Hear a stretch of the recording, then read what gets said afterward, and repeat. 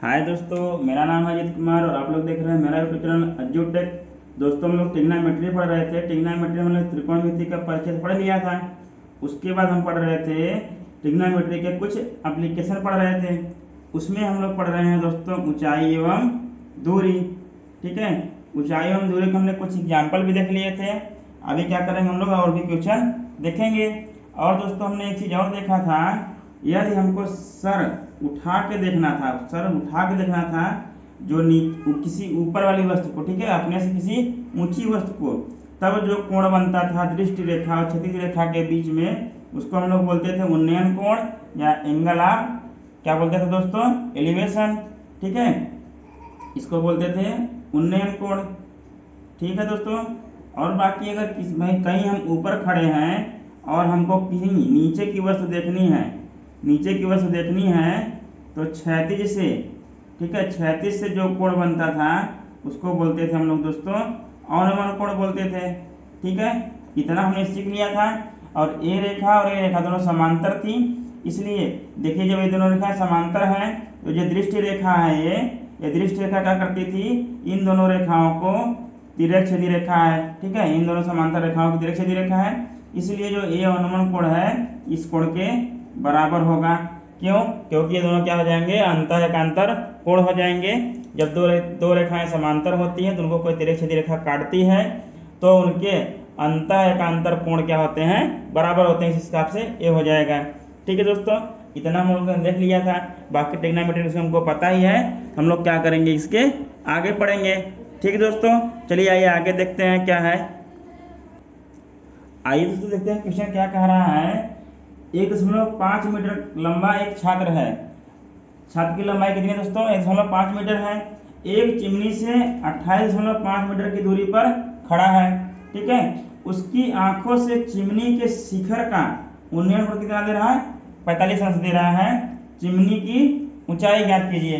देखिए दोस्तों क्या कह रहा है क्वेश्चन में, क्वेश्चन में कह रहा है, यहाँ देखते हैं, एक चिमनी है।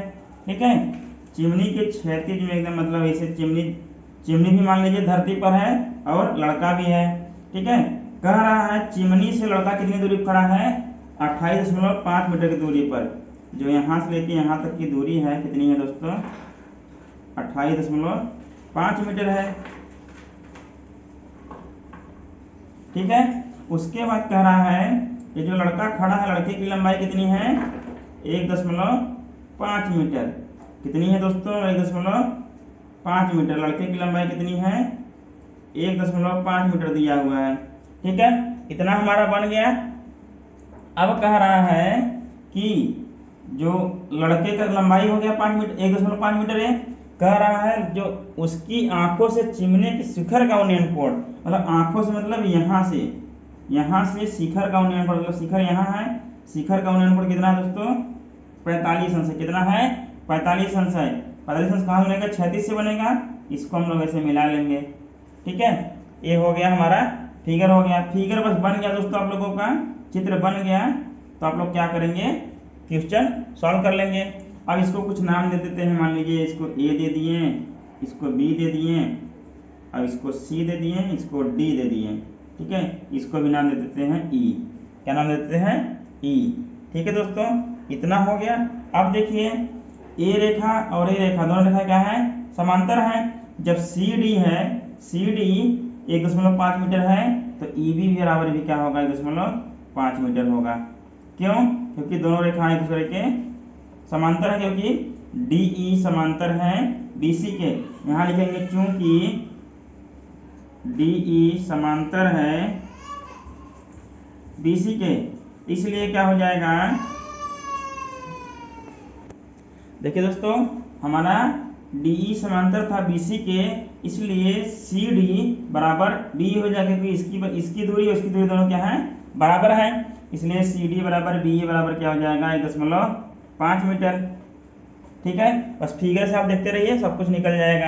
आप क्या करना, देखिए दोस्तों BC और DE या ED दोनों क्या है, बराबर होंगी। क्यों? क्योंकि देखिए ये रेखा मतलब DC पैरेलल है EB के, दोनों समांतर है। क्योंकि ए भी देखिए क्षैतिज रेखा पर लंबवत है, ए भी और ए भी क्षैतिज रेखा पे लंबवत है। जब दोनों 90 अंश का कोण बना रहे हैं क्षैतिज रेखा तो दोनों समांतर ही होंगे। ठीक है दोस्तों, अब दोनों जब समांतर होंगे मतलब क्या होगा, DE बराबर CB या BC के। ठीक है, DE बराबर होगा BC लिख लीजिए या CB लिख लीजिए, कितना होगा 28.5 मीटर। ठीक है दोस्तों, इतना समझ आप लोगों को। क्योंकि देखिए पहले सब शुरू में क्या था, DE समांतर था BC के, तो हमारा CD और BE दोनों का मान क्या है 0.5 मीटर आया, लड़के की लंबाई बराबर इतना आ गया। उसके बाद देखिए जो ये है, जो अपना आधार क्षैतिज है, इससे परपेंडिकुलर बना रहे हैं दोनों रेखाएं, ये रेखा भी BA और CD भी। जब परपेंडिकुलर दोनों बना रहे हैं 90 अंश का कोण, मतलब CD और BE क्या होंगे, समांतर होंगे। जब परपेंडिकुलर बना रहे हैं 90 अंश का कोण बना रहे हैं, मतलब BC और DE दोनों क्या होंगे, बराबर होंगे। वही हमने यहाँ लिख दिया है। अब देखिए दोस्तों, अब हम लोग क्या करेंगे, अब हमको सॉल्व करना है। क्वेश्चन हमको क्या दिया, इसमें क्या दिया है, इतना दिया है 45 अंश। ठीक है, त्रिभुज ADE से हम लोग करेंगे सॉल्व। अब त्रिभुज ADE में, ठीक है, क्योंकि कोण हमको यही मालूम है, ट्रिग्नोमेट्रिक रेशियो इसी में लगा सकते हैं। अब हमको पता है, देखिए हमको निकालनी है चिमनी की हाइट। इस चिमनी की हाइट AB बराबर क्या है, चिमनी की हाइट है। ठीक है, AB बराबर क्या ले लेंगे, चिमनी की हाइट है, तो हमको पता ही है क्योंकि हम चिमनी बनाए हैं। ठीक है, AB बराबर चिमनी की हाइट है। अब देखिए इसमें क्या होगा, हमको लगाना tan 45 अंश का मान, मतलब 45 अंश tan का लगाना, क्यों, क्योंकि चिमनी का मतलब लंब बटे आधार। tan या cot लगा सकते हैं, दोनों में से आपको जो लगाना है लगा लीजिए। हम लगाते हैं tan 45 अंश, tan 45 अंश बराबर, देखिए त्रिभुज ADE में ले रहे हैं, लंब क्या है इसमें, AE है। क्या है, AE अपान, देखिए इसमें आधार क्या है, DE, क्या है, DE। ठीक है दोस्तों, इतना हो गया। AE का मान हमको पता नहीं है। ठीक है, AE अपान, देखिए DE का मान पता है 28.5 हो गया, इतना पता है। और tan 45 अंश का मान दोस्तों कितना होता है, 1 होता है। आइए देखते हैं क्या होगा तब। आइए देखते हैं tan 45 अंश का मान कितना होता है, 1 होता है। 1 तब देखिए इसके बराबर कितना है, AE अपान 28.5 है। क्या है, AE अपान 28.5 है। इतना समझ में आया आप लोगों को। अब देखिए इसको क्या करेंगे, इधर गुणा कर देंगे। ठीक है, तो 1 इंटू 28.5 इक्वल टू क्या आ गया, AE। ठीक है दोस्तों, AE का मान क्या आ जाएगा तब, AE बराबर आ जाएगा 28.5 में गुणा करेंगे तो 28.5 ही आएगा, 28.5 मीटर आ गया। ये क्या आया, AE बराबर आया। अभी देखिए चिमनी की हाइट हमको निकालनी। चिमनी की हाइट क्या है, AB है चिमनी की हाइट। AB बराबर देखिए क्या लिख सकते हैं, AB बराबर लिख सकते हैं AE प्लस BE या EB। ठीक है, AE प्लस EB, क्या लिखेंगे, AE प्लस EB। अब देखिए दोस्तों AE बराबर कितना हो गया, 28.5 हो गया, 28.5 प्लस EB 1.5 था पहले से हमने निकाला है, EB या BE 1.5 मीटर है, 1.5 मीटर है। अब दोस्तों देखेंगे 5 5 10, 8 1 9, 9 1 हाथ लगा था 10, और 2 ये था ही, और 2 1 3 हो जाएगा, एक अंक 10 लगा देंगे, क्या आ गया, ये आ गया चिमनी की हाइट। AB कितना आ गया दोस्तों, 30 मीटर। कितना आ गया, 30 मीटर। चिमनी की हाइट कितनी आ गई, 30 मीटर। देखिए दोस्तों आप लोगों को कहीं जाना पड़ा, कहीं नहीं जाना पड़ा, बस करना क्या था, हमको अपनी चिमनी के आधार से कितनी दूरी पर खड़े हुए हैं हम, और बाकी हमसे कितना एंगल बन रहा है, बस इतना चीज पता था। बाकी हमने क्या कर लिया, निकाल लिया चिमनी की हाइट कितनी है, हमको मेजर करने जाना नहीं पड़ा, इंची टेप लेके जाना नहीं पड़ा वहां पे। ठीक है दोस्तों, आइए देखते हैं नेक्स्ट क्वेश्चन क्या है। आइए दोस्तों देखते हैं, दिया है क्वेश्चन 1, भूमि के एक बिंदु A से 10 मीटर ऊंचे भवन के शिखर का उन्नयन कोण कितना है, 30 अंश है। ठीक है, कोई मतलब ये 10 मीटर ऊंचा भवन है, 10 मीटर ऊंचा क्या है दोस्तों, भवन मतलब घर है। ठीक है,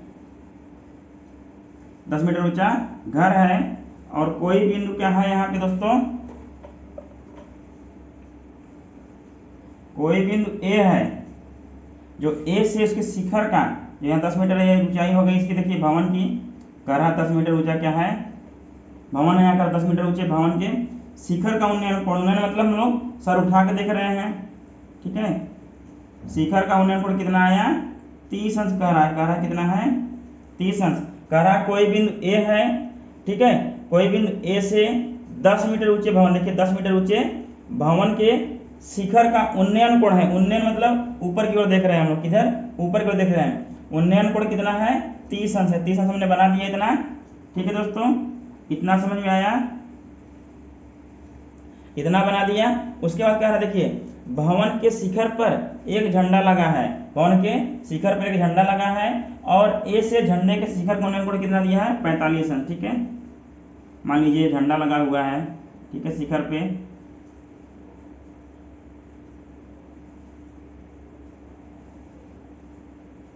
ठीक है, ये क्या हो गया, झंडा हो गया। कह रहा है कि बिंदु ए से झंडे के शिखर का उन्नयन कोण कितना है, 45 अंश। झंडे का शिखर कहाँ होगा, यहाँ होगा, मतलब यहाँ से कह रहा है बिंदु ए का कोण कितना हो गया, बिंदु ए से 45 अंश कह रहा है, मतलब ये कोण कह रहा है अब 45 अंश, कितना है, 45 अंश है, ठीक है। अब कह रहा है दोस्तों जब इतना है तो बताइए कि झंडे की लंबाई तथा बिंदु ए से भवन की दूरी, मतलब पूछ रहा है ए बिंदु है, मान लीजिए इसको बी मान लीजिए, इसको क्या मान लीजिए सी, इसको क्या मान लीजिए डी। कह रहा है मतलब ए बी बराबर किसे, मतलब देखिए बिंदु ए से भवन की दूरी, चलिए दोस्तों देखते हैं क्या कह रहा है, झंडे की लंबाई तथा बिंदु ए से भवन की दूरी क्या कीजिए, देखिए बिंदु ए से भवन की दूरी क्या है, बी है, मतलब ए बी जो लंबाई होगी वही क्या होगी, बिंदु ए से भवन की दूरी होगी, तो ए बी बराबर क्या हो गया, क्वेश्चन मार्क। दूसरा कहा झंडे की लंबाई, देखिए दोस्तों झंडा क्या है, भवन के शिखर से लेकर यहाँ तक है, सी से लेकर डी तक, तो जो सी डी आएगा वही क्या होगा, झंडे की लंबाई होगा। अब देखिए दोस्तों हमको क्या पता है कि इसमें देखिए पहले त्रिभुज ए बी सी लेंगे, क्यों लेंगे, क्योंकि देखिए इसमें हमको एक क्या है, भुजा पता है, कौन सा लंब पता है, क्योंकि कोण ए है, कोण के सामने वाली भुजा क्या होती है, हमेशा लंब होती है, हमको लंब पता है, तो आधार हम लोग आसानी से ज्ञात कर सकते हैं, या तो tan लगाइए तो cot लगाइए, ट्रिग्नोमेट्रिक रेशियो, ठीक है दोस्तों। हम लोग क्या ले लिए हैं, त्रिभुज ए बी सी में tan 30 अंश जब लिए, इसके सामने वाली भुजा क्या हो गई, BC लंब हो गई, BC लंब लिख लिए, लंब और बटा आधार क्या है, AB है, इतना लिख लिए। tan 30 अंश ट्रिग्नोमेट्रिक टेबल से मान होता है 1/√3 होता है। अब देखिए BC का पता है हमको, BC कितना है, 10 है, और AB देखिए हमको निकालना है, ठीक है दोस्तों, इतना आ गया। अब क्या करेंगे, तिरे गुणा कर लेंगे, AB का 1 में कर लेंगे, 10 का √3 में कर लेंगे, तो क्या हो जाएगा, देखिए AB इंटू 1 करेंगे तो AB आएगा, AB इक्वल टू क्या आ जाएगा, 10√3 आ गया, ये क्या आ गया, मीटर आ गया। ये क्या आ गया दोस्तों, बिंदु ए से भवन की दूरी आ गया, तो बिंदु ए से भवन कितना दूर है, 10√3, मतलब आपको √3 का मान आप लोग रख सकते हैं, 1.732 होता है, अगर आप रखेंगे तो क्या आएगा, 17.32 मीटर आएगा, ठीक है, आप लोग रख सकते हैं, मैं यहीं तक छोड़ रहा हूँ। अब चलिए देखिए दोस्तों हमको क्या ज्ञात करना है, अभी झंडे की ऊंचाई ज्ञात करना है। अब लेंगे त्रिभुज ए बी डी में, आइए देखते हैं दोस्तों, त्रिभुज ए बी डी में लेंगे, देखिए तब tan क्या बढ़ेगा, कोण कितना बन रहा है, 45 अंश बन रहा है, ठीक है, क्या लिखेंगे तब, tan 45 अंश, ठीक है, tan 45 अंश। अब बराबर देखिए लंब क्या हो जाएगा, BD होगा यार, क्योंकि कोण 45 अंश दिया हमने, लंब क्या होगा अब BD, कोण के सामने वाली भुजा क्या होगी, BD होगी, तो वही क्या होगी, लंब होगी BD, ठीक है दोस्तों, BD अपान आधार क्या होगा, वही रहेगा AB, जो था पहले वही रहेगा। इतना समझ में आया दोस्तों। अब देखिए tan 45 अंश का मान दोस्तों होता है 1 बराबर, देखिए क्या हो जाएगा, BD अपान AB का मान अभी आया था दोस्तों 10√3 आया था, कितना आया था, 10√3 आया था। अब देखिए तब BD बराबर कितना आ जाएगा, BD बराबर देखिए 1 में गुणा होगा 10√3 का, BD बराबर दोस्तों आ जाएगा, BD बराबर आएगा 10√3 आ गया, ये आ गया BD का वैल्यू। अब देखिए दोस्तों हमको निकालना किसका वैल्यू है, सिर्फ हमको निकालना है CD का वैल्यू, ठीक है, CD का वैल्यू। अब हम आपको बोले कि BD बराबर क्या लिख सकते हैं, हम लोग लिख सकते हैं BD बराबर लिख सकते हैं BC प्लस CD। हमको निकालना CD का वैल्यू, क्या करेंगे, CD को रखने देंगे, BC को इधर ला लेंगे, तो क्या हो जाएगा, देखिए ऐसे लिखेंगे, एरो लगा के लिखेंगे तो हो जाएगा B D minus B C equal to क्या आएगा सी डी। हमको सी डी ज्ञात करना है। सी डी जहाँ क्या है, ये झंडे की ऊंचाई है। आइए देखते हैं सी डी कैसे निकलेगा। अब दोस्तों बी डी बराबर सी डी बराबर आ गया अपना सी डी बराबर आ गया बी डी माइनस बी सी।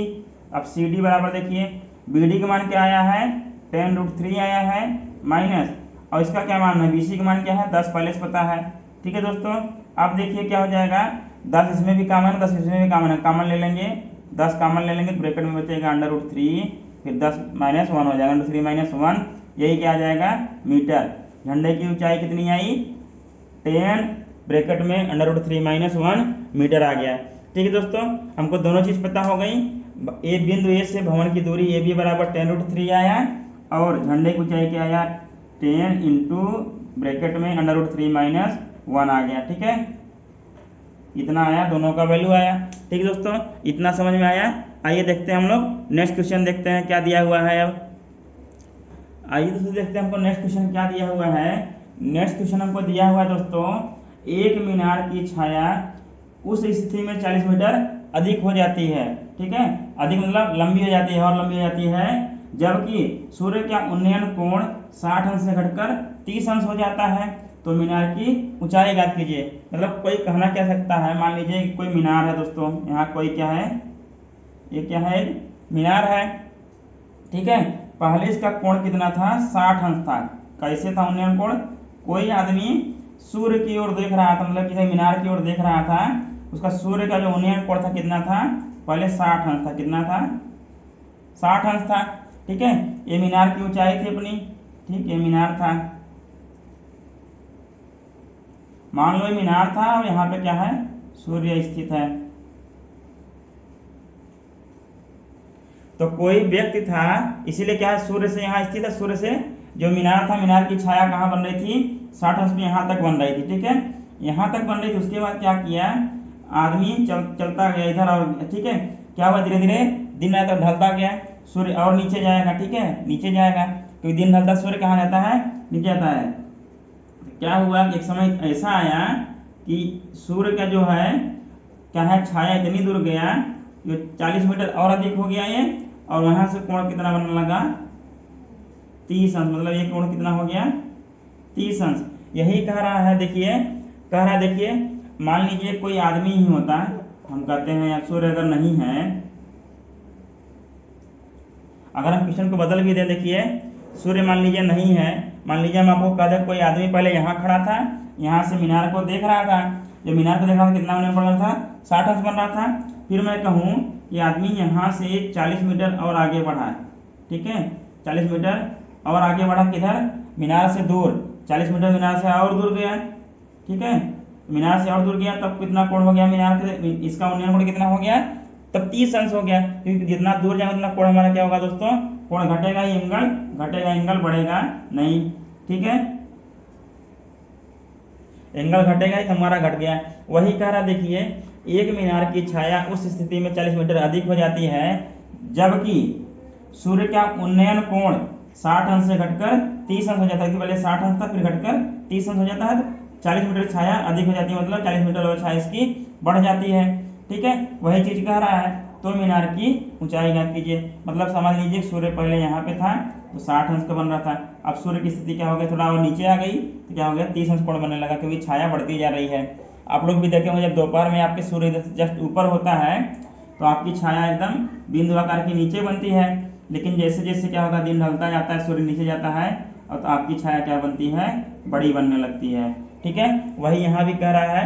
मान लीजिए सूर्य यहाँ से ऊपर था तो कितना 60 अंश का बन रहा था, सूर्य हल्का से नीचे का कितना बनने लगा 30 अंश का बनने लगा।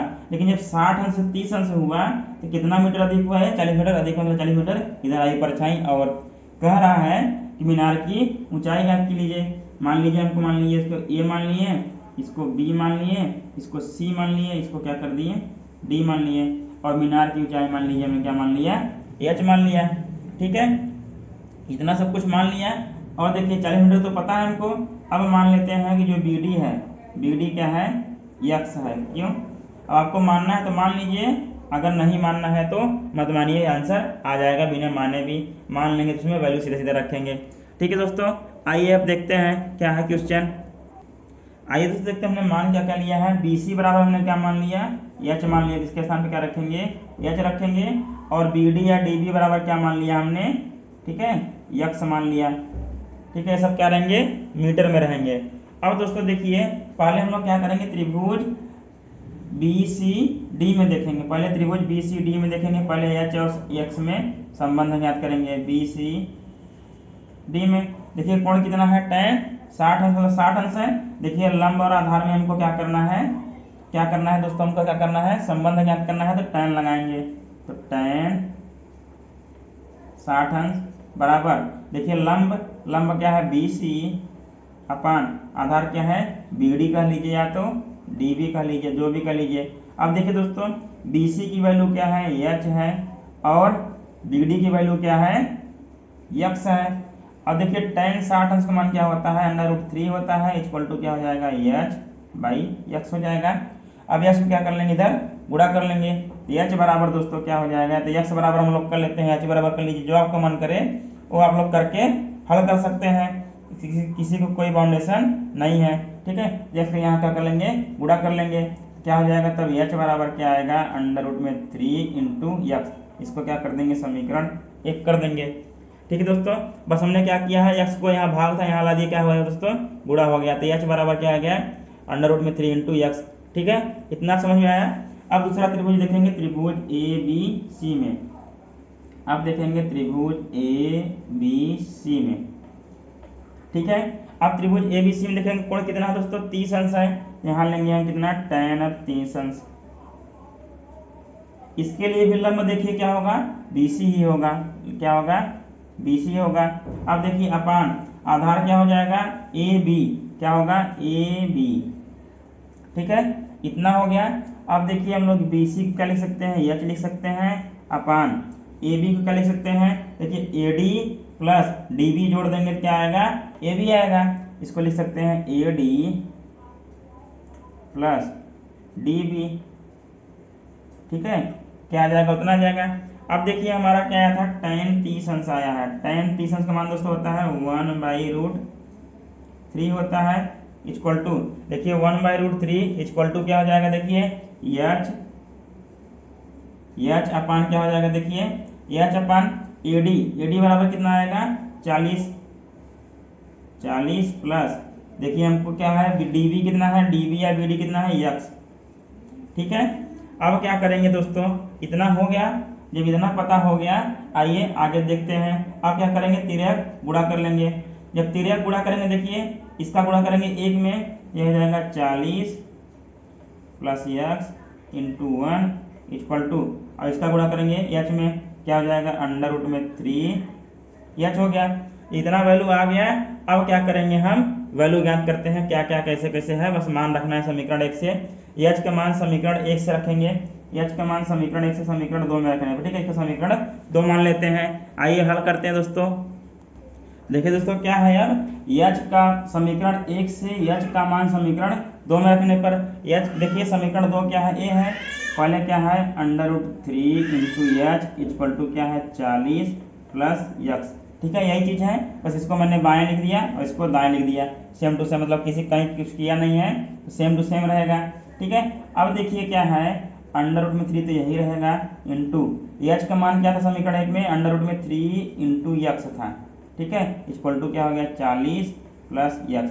देखिए दोस्तों, √3 का गुणा करेंगे √3 में, तो क्या हो जाएगा, देखिए √3 इंटू 3 ऐसे करेंगे, देखिए √3 इंटू √3 इक्वल टू आ जाएगा √3 इंटू 3, 2 का जोड़ा बन गया, एक बाहर निकल आएगा, 3 बाहर निकल आएगा, तो वही वहाँ लिखेंगे अब। ठीक है, समझ में आया।